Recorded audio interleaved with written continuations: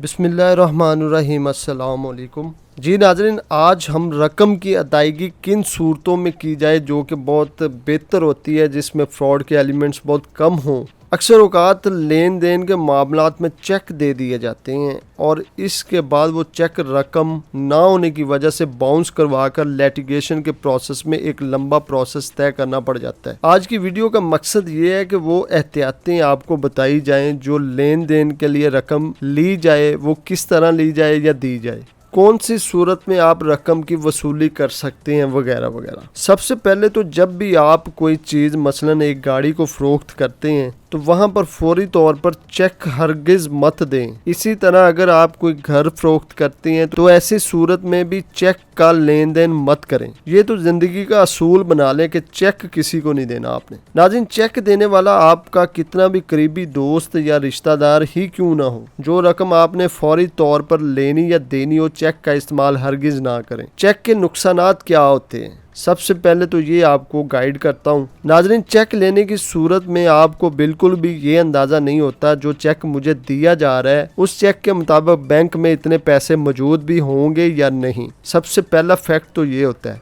उसके बाद नाज़रीन, आपने देखा होगा कि जब भी आप कोई चेक बैंक में लेकर जाते हैं तो जो कैशियर आपसे चेक वसूल करता है, बैंक का जो नुमाइंदा होता है, वो हमेशा चेक की तस्दीक करता है कि जो चेक उसे दिया जा रहा है वो 1 नंबर है कि 2 नंबर है, इसमें फ्रॉड तो नहीं किया जा रहा। इवन के खुद बैंक की तरफ से चेक बुक दे दी गई होती है लेकिन फिर भी उसकी तस्दीक की जाती है। यहाँ पर हमें इस बात का अंदाज़ा खुद ब खुद हो जाता है या हो जाना चाहिए कि अगर हर चेक जो कैशियर को दिया जाता है उसकी वो तस्दीक करता है तो चेक में फ्रॉड के एलिमेंट्स मौजूद हैं, यानी कि इसमें फ्रॉड हो सकता है, क्योंकि उनको भी ट्रस्ट नहीं होता। यानी हमारे यहाँ चेक भी 2 नंबर बना लिए गए हैं, इसलिए जब भी आप लेन देन करें तो चेक की कोई गारंटी नहीं होती वो 1 नंबर चेक है या फ्रॉड है। तो इस तरह ये भी एक एलिमेंट है कि चेक के जरिए लेन देन मत करें। नाज़रीन, इसके बाद अगर आप किसी के साथ चेक के जरिए लेन देन करते हैं, उसमें रकम की अदायगी के लिए आपको कोई शख्स चेक देता है तो वो चेक जो आपको देता है वो 1 नंबर होता है और रकम भी मौजूद होती है, लेकिन वो जो उस चेक पर सिग्नेचर करता है वो जाली होते हैं। तो इस सूरत में भी आपका चेक बाउंस हो जाता है और आप फिर एक तकलीफ दे अमर में पड़ जाते हैं। तो इसलिए ये एहतियात भी बहुत ज़रूरी होती है। इसके अलावा अगर आपको कोई शख्स चेक दे देता है और उस पर वो शख्स डेट मेंशन कर देता है और वो डेट तकरीबन 1 वीक की होती है कि आप 1 हफ्ता के बाद चेक को कैश करवा लें, तो ऐसी सूरत में जो दरपेश मसाइल होते हैं वो ये होते हैं कि इस दौरानिया में वो शख्स रकम को स्टॉप करवा देते हैं और बाज़ औक़ात तो ये भी कह दिया जाता है कि मेरा चेक गुम हो गया है, मेरी रकम की ट्रांजैक्शन ना की जाए। तो ऐसी सूरत में भी आप मुकदमा बाजी में पड़ सकते हैं। नाज़रीन, इसके बाद बाज़ औक़ात ये भी होता है कि चेक किसी और का होता है, दे कोई और जाता है। तो ऐसी सूरत में भी आपको बिल्कुल भी अंदाज़ा नहीं होता कि जो चेक मुझे दिया जा रहा है उस चेक का अकाउंट होल्डर ये बंदा भी है कि नहीं जो चेक दे रहा होता है। तो ऐसी सूरत में भी चेक बाउंस हो जाता है और ये अलमिया भी मुकदमा बाजी की तरफ माइल कर देता है। तो नाज़रीन, ये तो थी चेक बाउंस होने की चंद वजूहात जिनको हमने डिस्कस किया। मेरी आपको एडवाइस यही है कि आप कभी भी लेन देन करें तो चेक के जरिए वसूली मत करें। अगर कोई ऐसी सिचुएशन है जिनकी बिहाफ पे आपका चेक लेना मजबूरी है तो कंडीशन या प्रिकॉशन आपने देखी हैं उनको ज़हन नशी कर लें और इन एहतियातों का खास ख्याल रखा जाए। अब नाज़रीन, ट्रांजैक्शन जो है वो कैसे की जाए, लेन देन कैसे किया जाए या रकम की अदायगी कैसे की जाए जिससे फ्रीकैन मुकदमा बच सकता है। नाज़रीन, हमेशा लेन देन बैंक ड्राफ्ट से करें।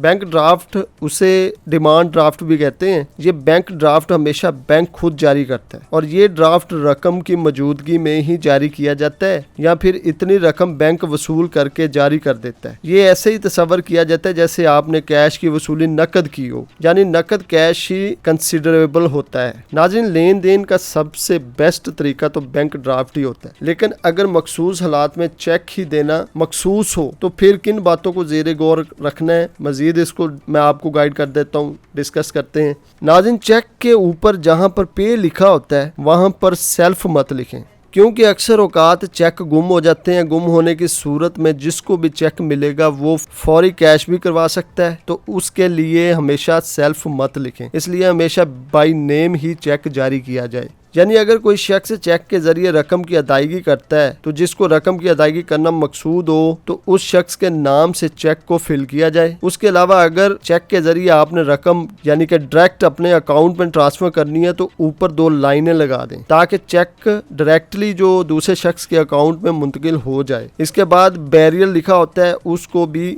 लाजमी तौर पर लाइन लगाया करें ताकि जिसको आप बाय नेम चेक दे रहे हैं उसके अलावा कोई और इसको कैश ना करवा सके। इसके अलावा चेक के ऊपर जहां पर रकम दर्ज की जाती है वहां पर गैप मत दें क्योंकि फिर उसमें और भी रकम लिखी जा सकती है और ये अक्सर औकात मुकदमा बाजी में ये बात वाज़े तौर पर सामने आई है कि रकम कम अदा करनी होती है लेकिन किसी और वजह से चेक देने वाले को भी तंग करने की गर्ज से रकम बढ़ा दी जाती है और मुकदमा में शामिल कर लिया जाता है। तो इसलिए हमेशा गैप मत दें वरना वहां पर लाइनें लगा दें, वो एक बेहतर तरीका होता है। और इसी तरह जहां पर रकम लिखी जाती है फिगर की सूरत में जो उसके आगे ही होता है वहां पर भी लाइनें लगानी चाहिए और रकम के बाद ओनली लाजमी लिखें। अगर उर्दू में रकम लिख रहे हैं तो रकम लिखने के बाद सिर्फ लाजमी लिखें।